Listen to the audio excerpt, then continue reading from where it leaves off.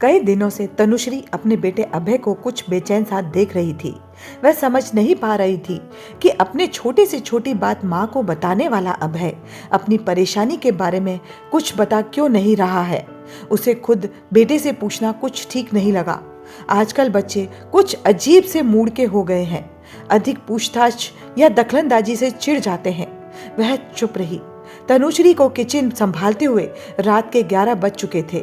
वह मुंह हाथ धोने के लिए बाथरूम में घुस गई। वापस में मुंह पहुंचते पहुंचते तनुश्री ने अभय के कमरे के सामने से गुजरते हुए अंदर झांक कर देखा तो वह किसी से फोन पर बात कर रहा था। वह एक पल को रुक कर फोन पर हो रहे वार्तालाप को सुनने लगी। तुम अगर तैयार हो तो हम कोर्ट मैरिज कर सकते हैं। नहीं मानते ना सही। अभी मैंने अपने मम्मी पापा से बात नहीं की है। उनको अभी से बताकर क्या करूं? पहले तुम्हारे घर वाले तो माने। रोना बंद करो यार, उपाय सोचो। मेरे पास तो उपाय है, तुम्हें पहले ही बता चुका हूं। तनुश्री यह सब सुनने के बाद दबे पांव अपने कमरे की ओर बढ़ गई।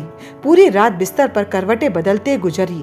अभय की बेचैनी का कारण उसकी समझ में आ चुका था।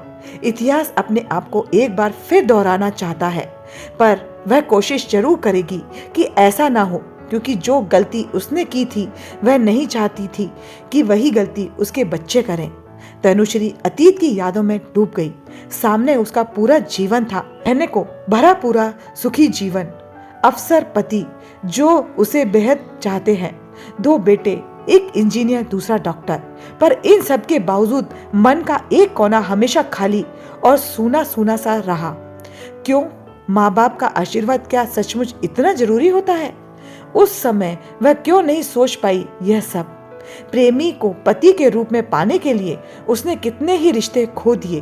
प्रेम इतना क्षण भंगुर होता है कि उसे जीवन के आधार के रूप में ले लेना खुद को धोखा देने जैसा है। बच्चों को भी कितने रिश्तों से जीवन भर वंचित रहना पड़ा। कैसा होता है नाना नानी, मामा मामी, मौसी का लाड़ प्यार, वे कुछ भी तो नहीं जानते।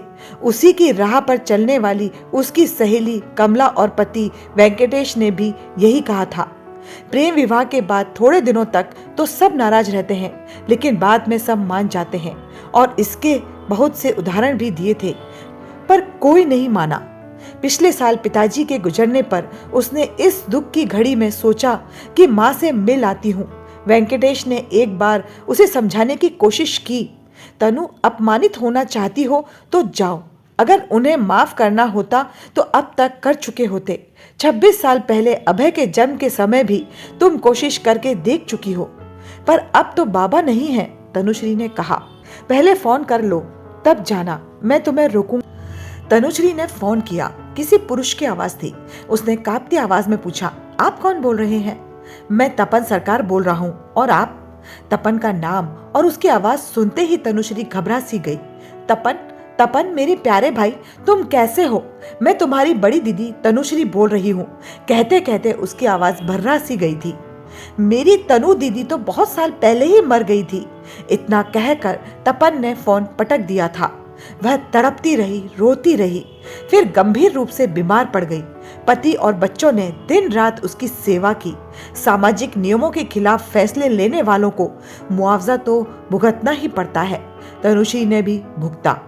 शादी के बाद वेंकटेश के माँ बाप भी बहुत दिनों तक उन दोनों से नाराज रहे। वेंकटेश की माँ का रिश्ता अपने भाई के घर से एकदम टूट गया। कारण, उन्होंने अपने बेटे के लिए अपने भाई की बेटी का रिश्ता तय कर रखा था। फिर धीरे धीरे वेंकटेश के माँ बाप ने थोड़ा बहुत आना जाना शुरू कर दिया। अपने इकलौते बेटे से आखिरकार कब तक वह दूर रहते, पर तनुश्री से वे जीवन भर खिंचे खिंचे ही रहे। तनुश्री के बाबा की भी बहुत बड़ी फैक्ट्री थी। वह वेंकटेश आगे की पढ़ाई करते हुए काम सीख रहा था। भिलाई में जब कारखाना बनना शुरू हुआ, वेंकटेश ने भी नौकरी के लिए आवेदन कर दिया। नौकरी लगते ही दोनों ने भागकर शादी कर ली और भिलाई में चले आए। बस उसके बाद वहां का दाना पानी तनुश्री के भाग्य में नहीं रहा। सालों साल माँ बाप से मिलने की उम्मीद लगाए वह अवसाद से घिरती गई। जीवन जैसे एक मशीन बनकर रह गया। वह हमेशा कुछ ना कर पाने की व्यथा के साथ जीती रही। शादी के बाद कुछ महीने इस उम्मीद में गुजरे कि आज नहीं तो कल सब ठीक हो जाएगा। जब अभय पेट में आया तो 9 महीने वह हर दूसरे दिन माँ को पत्र लिखती रही। अभय के पैदा होने पर उसने क्षमा मांगते हुए माँ के पास आने की इजाजत मांगी। तनुश्री ने सोचा था कि बच्चे के मुंह में उसके माँ बाप उसे अवश्य माफ कर देंगे। कुछ ही दिन बाद उसके भेजे सारे पत्र ज्यों के त्यों बंद उसके पास वापस आ गए। वेंकटेश अपने पुराने दोस्तों से वहां का हालचाल पूछकर तनुश्री को बताता रहता। एक एक कर दोनों भाइयों और बहन की शादी हुई, पर उसे किसी ने याद नहीं किया। बड़े भाई की नई फैक्ट्री का उद्घाटन हुआ। बाबा ने वहीं हिंद मोटर कस्बे में तीनों बच्चों को बंगले बनवाकर गिफ्ट किए। तब भी किसी को तनु याद नहीं आई। वह दूर भिलाई में बैठी हुई उन सारे सुखों को कल्पना में देखती रही और सोचती कि क्या मिला इस प्यार से उसे। इस प्यार की उसे कितनी बड़ी कीमत अदा करनी पड़ी। एक वेंकटेश को पाने के लिए कितने प्यारे रिश्ते छूट गए, कितने ही सुखों से वह वंचित रह गई। बाबा ने छोटी अर्पुणा की शादी कितने अच्छे परिवार में और कितने सुदर्शन लड़के के साथ की। बहन को भी लड़का दिखाकर उसकी रजामंदी भी ली। कितनी सुखी है अर्पुणा, कितना प्यार करता है उसका पति। ऐसा ही कुछ उसके साथ भी हुआ होता। प्यार तो शादी के बाद अपने आप हो जाता है। जब शादी की बात चलती है, एक दूसरे को देखकर मिलकर अपने आप वह आकर्षण पैदा हो जाता है, जिसे प्यार कहते हैं। प्यार करने के बाद शादी की हो या शादी के बाद प्यार किया हो, एक समय बाद वह एक बंधा बनाया रोटी नमक तेल लकड़ी का चक्कर ही तो बनकर रह जाता है। कच्ची उम्र में देखा गया फिल्मी प्यार कुछ ही दिनों बाद हकीकत के जमीन पर फुस हो जाता है। अगले दिन सुबह तनुश्री उठी तो उसके चेहरे पर वह भाव था जिसमें साफ झलकता है कि जैसे कोई फैसला सोच समझ कर लिया गया है। तनुश्री ने उस लड़की से मिलने का फैसला कर लिया था। उसे अभय की इस शादी पर कोई ऐतराज नहीं था। उसे पता है कि अभय बहुत समझदार है, उसका चुनाव गलत नहीं होगा। अभय भी वेंकटेश की तरह परिपक्व समझ रखता है, पर कहीं वह लड़की उसकी तरह फिल्मों के रोमानी संसार में न उड़ रही हो। वह नहीं चाहती थी कि जो कुछ जीवन में उसने खोया उसकी बहू भी जीवन भर उस तनाव में जिए। अभय ने माँ से काव्या को मिलवा दिया। किसी निश्चय पर पहुंचने के लिए दिल और दिमाग का एक साथ खड़े रहना जरूरी होता है। तनुश्री काव्या को देख सोच रही थी, क्या यह चेहरा मेरा अपना है?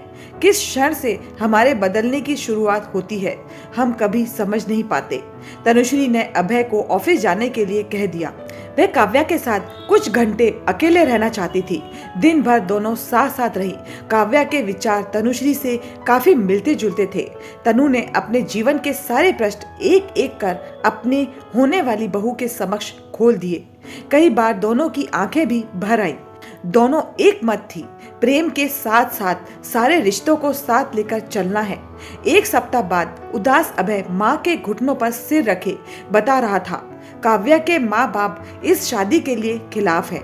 माँ काव्या कहती है कि हमें उनके हाँ करने का इंतजार करना होगा।